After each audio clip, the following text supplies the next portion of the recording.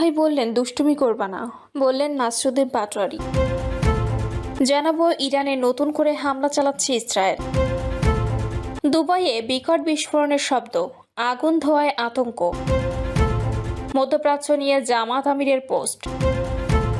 জানাবো প্রধানমন্ত্রীর অর্থবহ বার্তা, আইন শৃঙ্খলা হোক অন্যতম অগ্রাধিকার। এবং সর্বশেষ জানাবো ইরানে যুক্তরাষ্ট্র ইসরায়েলের হামলার তীব্র নিন্দা জাতীয় মুক্তি কাউন্সিলের। দর্শক শুনছিলেন সংবাদ শিরোনাম, এবার জানিয়ে দিব বিস্তারিত সংবাদ। তবে তার আগে অনুরোধ থাকবে ভিডিওটিতে একটি লাইক দিন এবং ভিডিও সম্পর্কে আপনাদের গুরুত্বপূর্ণ মতামত কমেন্ট করে জানিয়ে দিন। আব্বাস ভাই বললেন দুষ্টুমি করবা না, বললেন নাসরুদ্দিন পাটোয়ারি। জামাত ইসলামের ইফতারে প্রধানমন্ত্রী সহ বিভিন্ন জনের সঙ্গে কথোপকথনের অভিজ্ঞতা তুলে ধরেছেন জাতীয় নাগরিক পার্টির মুখ্য সমন্বয়ক নাসরুদ্দিন পাটোয়ারি। সেখানে প্রধানমন্ত্রীর উপদেষ্টা ও ঢাকা ৮ আসনের সংসদ সদস্য মির্জা আব্বাস তাকে দুষ্টুমি করতে নিষেধ করেছেন বলেও জানান নাসরুদ্দিন পাটোয়ারি। পাটোয়ারি লিখেছেন, আজকে জামাত ইসলামের ইফতার মাহফিলে সব রাজনৈতিক দলের শীর্ষ নেতা, গুরুত্বপূর্ণ রাজনৈতিক ব্যক্তিত্ব, ইফতার পরিবেশনকারী কর্মী এবং নিরাপত্তার দায়িত্বে নিয়োজিত সদস্যদের সঙ্গে মুসাফাহা করার চেষ্টা করছি। তিনি বলেন, কিছু গুরুত্বপূর্ণ কথোপকথন জামাত ইসলামের আমিরকে বললাম আমার জন্য দোয়া করবেন। তিনি বললেন, তোমার জন্য দোয়া ও দাওয়া দুইটাই রইল। এনসিপির এই নেতা বলেন, প্রধানমন্ত্রী তারেক রহমানকে বললাম বাসায় বুয়া প্রতিদিন ফ্যামিলি কার্ড চায়, এটা নির্বাচনে জেতার ভালো কৌশল ছিল। তিনি বললেন, এটা শুরু করেছি, খুব শিগগির সারা দেশে চালু হবে। নাসরুদ্দিন পাটোয়ারি বলেন, মঈন খানকে জিজ্ঞাসা করলাম কেমন আছেন। তিনি বলেন, ভালো আছি, বাসায় আসবেন। স্বরাষ্ট্রমন্ত্রী সালাউদ্দিন ভাইকে বললাম শহীদ ওসমান হাদি ভাইয়ের হত্যাকাণ্ডের বিচার দ্রুত করবেন। তিনি বললেন, সঠিক বিচার নিশ্চিত করতে সময় লাগবে। এ সময় আব্বাস ভাইকেও বললাম ছোট ভাইয়ের সাথে এগুলো না করলেও পারতেন এবং তাকে আমার বাসায় ইফতারের দাওয়াত দিলাম। নাসরুদ্দিন পাটোয়ারি আরও বললেন, ইফতার শেষে একই টেবিলে প্রধানমন্ত্রী ও বিরোধী দলীয় নেতাদের কাছ থেকে বিদায় নেওয়ার সময় আবারও আব্বাস ভাই বললেন দুষ্টুমি করবা না। জবাবে বললাম ছোট ভাইয়ের সিট এভাবে কেড়ে না নিয়ে ছেড়ে দিলেও পারতেন। ইরানে নতুন করে হামলা চালাচ্ছে ইসরায়েল। ইরানে নতুন করে আবারও হামলা শুরু করেছে ইসরায়েল। ইসরায়েলি প্রতিরক্ষা বাহিনী এক বিবৃতিতে জানিয়েছে তাদের নতুন হামলা শুরু হয়েছে। এতে ইরানের মিসাইল লঞ্চারগুলোকে টার্গেট করা হচ্ছে। সকালে ইরানে যৌথ হামলা চালায় যুক্তরাষ্ট্র ইসরায়েল। এরপর পাল্টা হামলা হিসেবে মিসাইল ছোড়া শুরু করে তেহরান। তারা ইসরায়েলের পাশাপাশি মধ্যপ্রাচ্যে অবস্থিত যুক্তরাষ্ট্রের বিভিন্ন ঘাঁটি লক্ষ্য করে হামলা চালিয়েছে। এখনও পর্যন্ত সৌদি আরব, কাতার, কুয়েত, সংযুক্ত আরব আমিরাত ও বাহরাইনে ইরানের হামলার তথ্য শোনা গেছে। সামাজিক যোগাযোগ মাধ্যমে ছড়িয়ে পড়া বিভিন্ন ভিডিওতে দেখা গেছে বিভিন্ন জায়গায় সরাসরি আঘাত হানছে মিসাইল ও ড্রোন। দুবাইয়ে বিকট বিস্ফোরণের শব্দ, আগুন ধোঁয়ায় আতঙ্ক। সংযুক্ত আরব আমিরাতে দুবাইয়ে বিকট বিস্ফোরণের মতো শব্দ শোনা গেছে বলে খবর পাওয়া গেছে। রয়টার্সের এক প্রত্যক্ষদর্শীর বরাতে জানা গেছে শহরের পাম আইল্যান্ড এলাকায় আগুন ও ধোঁয়ার স্তম্ভ দেখা গেছে। স্থানীয় সময় সকালের দিকে এই শব্দ শোনা যায় বলে সামাজিক যোগাযোগ মাধ্যমে ছড়িয়ে পড়ে। প্রতিবেদনে উল্লেখ করা হয়েছে, প্রত্যক্ষদর্শীরা জানিয়েছেন একাধিক জোরালো শব্দের পর পাম আইল্যান্ডের দিকে কালো ধোঁয়া ও আগুনের লেলিহান শিখা দেখা যায়। দুবাই পুলিশ বা সংশ্লিষ্ট কর্তৃপক্ষ এখনও এই ঘটনা নিয়ে কোনো আনুষ্ঠানিক বিবৃতি দেয়নি। তবে নিরাপত্তা বাহিনী ঘটনাস্থলে পৌঁছেছে এবং পরিস্থিতি নিয়ন্ত্রণে আনার চেষ্টা চলছে বলে জানা গেছে। তবে বিভিন্ন সূত্র দাবি করেছে ইরানই এই হামলা চালিয়েছে। একই সময় বাহরাইন, কুয়েত, কাতার, সৌদি আরবে হামলা হয়েছে।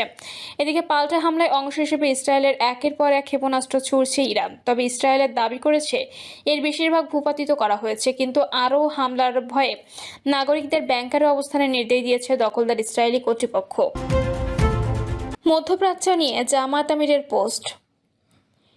ইরান সহ সমগ্র মধ্যপ্রাচ্যে চলমান যুদ্ধের অবসান ঘটিয়ে স্থায়ীভাবে শান্তি কামনা করেছেন জামাত ইসলামের আমির ডক্টর শফিকুর রহমান। পোস্টে জামাত ইসলামের আমির লেখেন, ইরান সহ সমগ্র মধ্যপ্রাচ্যে চলমান যুদ্ধের দাবানল হে আল্লাহ তোমার অসীম মেহেরবানিতে নিভিয়ে দাও। সংশ্লিষ্ট সব পক্ষকে পবিত্র রমজানের সংযম, সহনশীলতা ও মানবতার শিক্ষা ধারণ করার তৌফিক দান করো। তিনি লেখেন, নিরীহ নারী, শিশু ও সাধারণ মানুষের জীবন রক্ষা করো, আহতদের আরোগ্য দাও, বাস্তুচ্যুতদের নিরাপদ আশ্রয় দাও, সমগ্র দুনিয়াবাসীর প্রতি রহম করো, হৃদয়গুলোকে নরম করো, ঘৃণা ও প্রতিহিংসা দূর করো।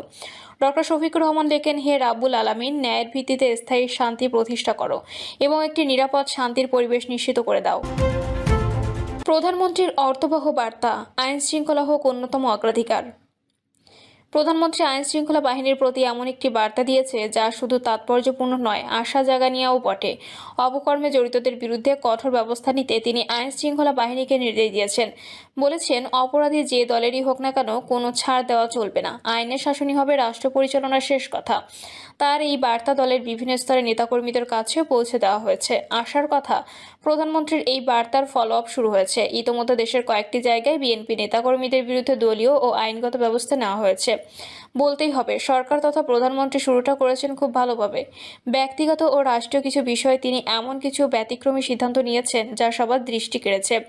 আইন শৃঙ্খলা পরিস্থিতি উন্নয়নে তার দৃঢ়তায় জাতিকে আশাবাদী করে তুলেছে। বস্তুত গত অন্তর্বর্তী সরকারের আমলে আইন শৃঙ্খলা পরিস্থিতি ভালো ছিল না।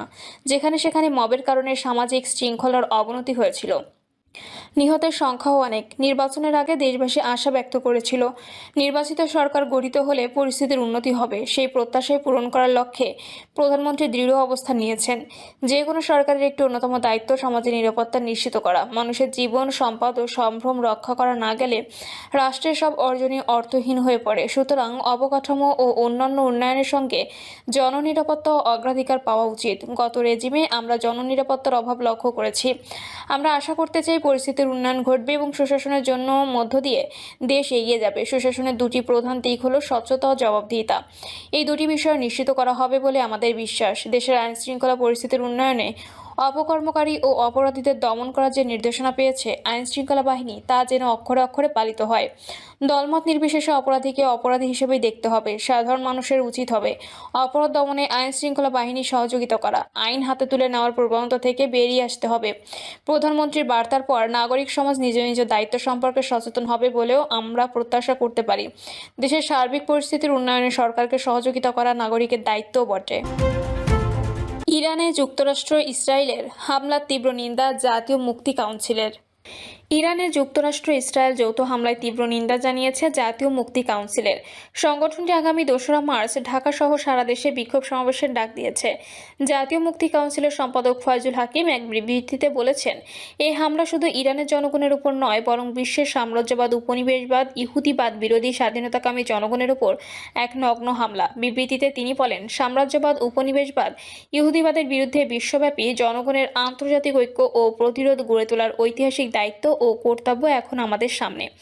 বিবৃতিতে তিনি বলেন, ইরানি জনগণকে উদ্ধারের জন্য মার্কিন যুক্তরাষ্ট্রের এই সামরিক অভিযান প্রেসিডেন্ট ডোনাল্ড ট্রাম্পের এই মিথ্যার ফাঁদে ইরানের স্বাধীনতাকামী জনগণ পা দেবে না। বিবৃতিতে তিনি বলেন, মার্কিন প্রেসিডেন্ট ডোনাল্ড ট্রাম্পের নেতৃত্বে মার্কিন সেনাবাহিনী গত 3রা জানুয়ারি আন্তর্জাতিক আইন ও জাতিসংঘ সনদ লঙ্ঘন করে ভেনেজুয়েলায় সামরিক অভিযান চালিয়ে ভেনেজুয়েলার রাষ্ট্রপতি নিকোলাস মাদুরো ও তার স্ত্রী সিলিয়া ফ্লোরেসকে অপহরণ করে নিয়ে যাওয়ার পর সে দেশের তেল সম্পদ নিজেদের দখলে নিয়েছে। বর্তমানে সাম্রাজ্যবাদী মার্কিন যুক্তরাষ্ট্র, ল্যাটিন আমেরিকা, গণতান্ত্রিক রাষ্ট্র কিউবার হামলা ও দেশটি দখল করা